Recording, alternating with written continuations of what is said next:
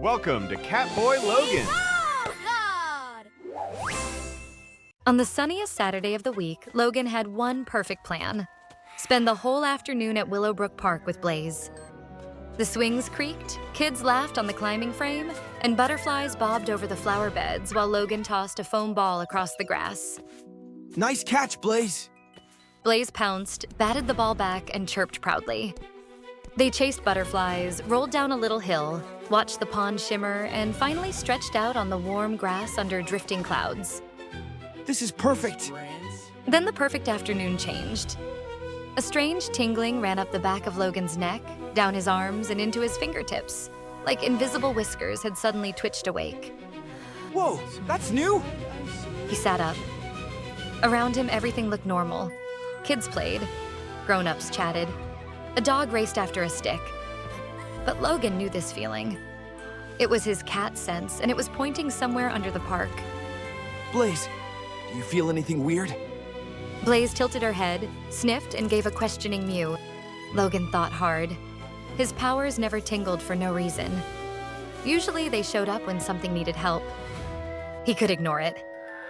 The day was sunny, the grass was warm, and mysteries had a way of turning relaxing afternoons into busy ones. But the brave, curious part of him knew better. If something under the park is calling, we should check. Carefully.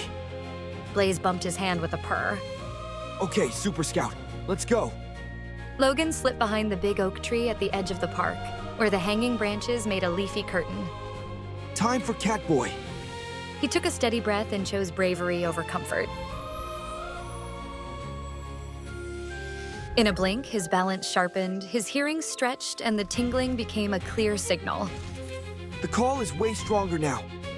Blaze circled once, then pointed her nose toward the quieter side of the park.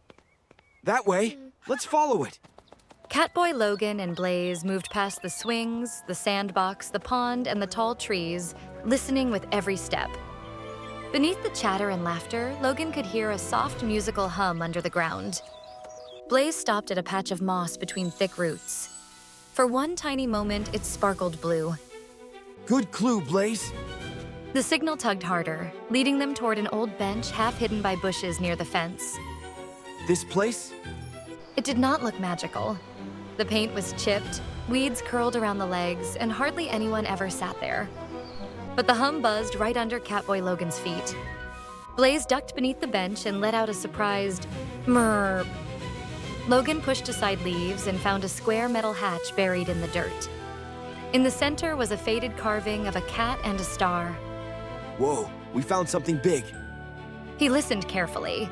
No danger, no rushing water, no cracking stone, just the steady hum and Blaze's calm purr. Slow and careful. He found a handle and lifted. The hatch creaked open, revealing a narrow staircase winding into cool darkness. Step by careful step, Catboy Logan and Blaze climbed down. His night vision turned the tunnel into soft gray and blue shapes.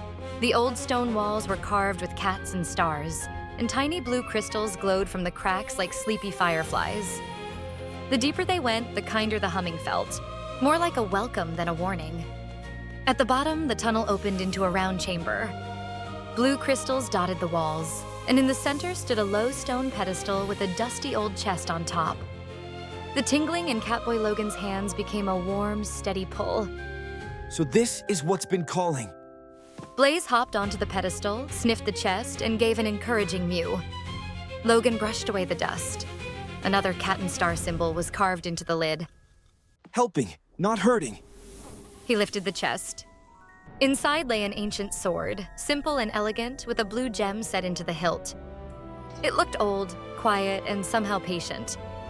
Catboy Logan wrapped his hand around the handle. The gem burst into beautiful blue light. Warm magic rushed through him, bright and comforting, like stepping into sunshine after shade. Every crystal in the chamber answered at once, pulsing with the same glow. Logan saw lines of blue energy running under the park like glowing roots, reaching to the trees, the pond, the playground, and the flowers. In one amazing instant, he understood. The sword was not meant for fighting. It was a key, a guide, and a way to listen to the hidden magic that helped keep Willowbrook safe and lively. I guess we're a team now. Blaze purred against his leg as the blue glow wrapped gently around them. Then the chamber shivered. Pebbles rattled. Dust drifted from the ceiling. Behind them, part of the tunnel rumbled and collapsed in a harmless tumble of rocks. We're safe. The tunnels are just waking up. Still, the way they had entered was blocked, and Logan worried about the park above if the magic kept wobbling.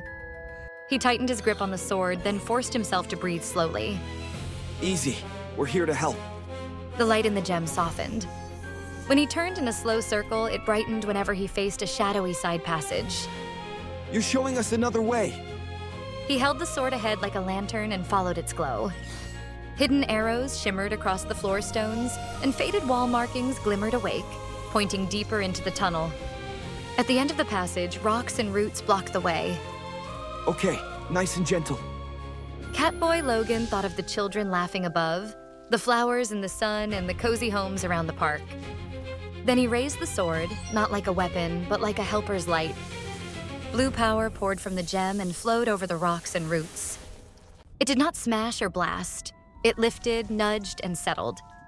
Stones rolled aside, roots untangled and slipped neatly back into the wall. The trembling underfoot faded into a calm, steady hum. A safe new pathway opened, lit by softly glowing crystals. Whoa, we did it. Amazed and relieved, Catboy Logan and Blaze hurried through the shining passage. It sloped upward until they reached another hidden stone door near the big oak tree. At Logan's touch, it sighed open. They stepped back into the bright afternoon. The park looked the same, but somehow brighter. Flowers stood a little taller. The sunshine felt a little warmer. Laughter drifted across the grass. The park feels happy again. He carefully closed the hidden exit and brushed leaves over it. This secret, he decided, was something he would protect. Beneath the shelter of the oak, the sword's glow dimmed to a gentle shimmer. Logan blinked, back in his ordinary form, with Blaze curled against his side. I'm glad we listened to that weird tingling. He looked over the swings, the pond, and the flowers, knowing the park's hidden magic was humming safely below. Being brave, paying attention, and using power kindly really matters. And thanks for being the best helper, Blaze. Blaze answered with a proud little murrow. And as the sunny afternoon drifted on, Logan and Blaze rested beneath the oak, smiling at their secret, and knowing that somewhere below their feet, a blue glowing sword was waiting for the next adventure. Somewhere deep below the grass, the blue crystals glowed softly, proud of their new guardian. And up above, Logan and Blaze simply enjoyed the sunshine, ready, whenever the park whispered again, to become Catboy Logan and answer the call.